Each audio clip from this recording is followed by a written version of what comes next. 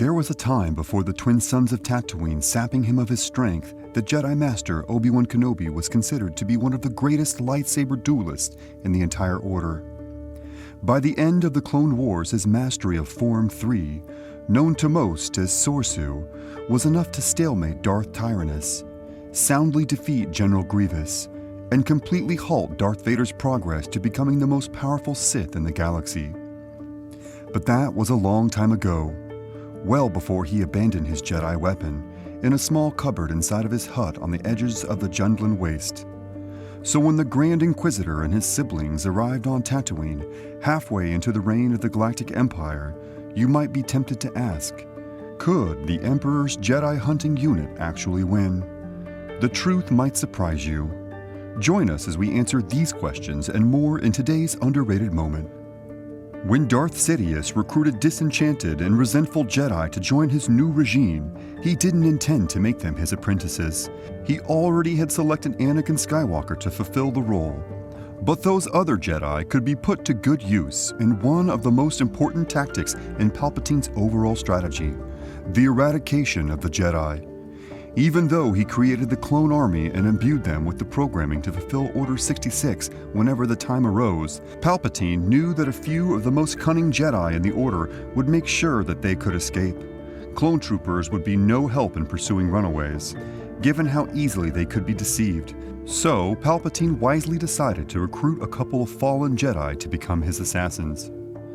This group, which he trained in the art of Sith combat, would become the Inquisitors, led by a ghastly white-skinned Jedi from Utapau. The Inquisitors were some of the most fiercest assets that the Emperor possessed. Even though none of them were especially well-renowned during their time in the Jedi Order, their powers multiplied with the dark side, and they became strong enough to contest both knights and masters in hiding. But when it comes to Obi-Wan Kenobi and whether or not the Inquisitors were strong enough to defeat him in a duel, the answer is trickier than you'd think. Most wrongly assume that with age comes greater power in the Force. That's certainly true for many of the Jedi Masters, at least whose greatest achievements took place towards the end of their life. A few decades before Yoda fell ill in his tiny hovel beside the swamps of Dagobah, the Grandmaster was able to lift a massive stone monster which weighed more than an Imperial Star Destroyer. It was perhaps his greatest feat in the Force, and it was all thanks to a new skill that he recently learned, the Stone Force, which he acquired late in life. But Obi-Wan was different.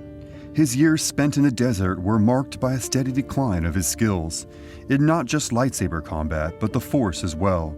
He went from being able to deftly defeat squadrons of B-2 battle droids in theaters around the galaxy to a near defeat at the hands of Jabba's Wookiee bounty hunter, Black Chrysanthemum.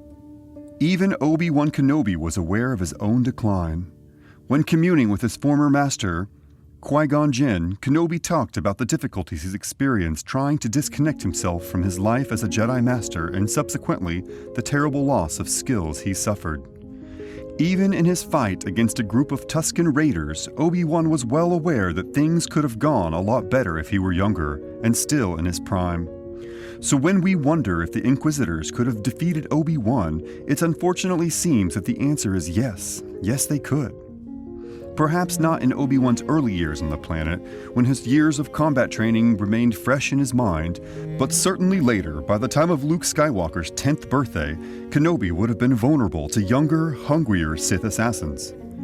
Although there is the matter of Darth Maul, when that former Sith tracked Kenobi to Tatooine, it only took a few swings of Obi-Wan's blue blade to kill him. As one of the most powerful Force adepts in the galaxy, defeating Maul was no small feat. But it was a rare display of power from a Jedi Master who had long ago begun his decline. If it weren't for his past duels against Maul and all the experience he gained, Kenobi might not have won at all.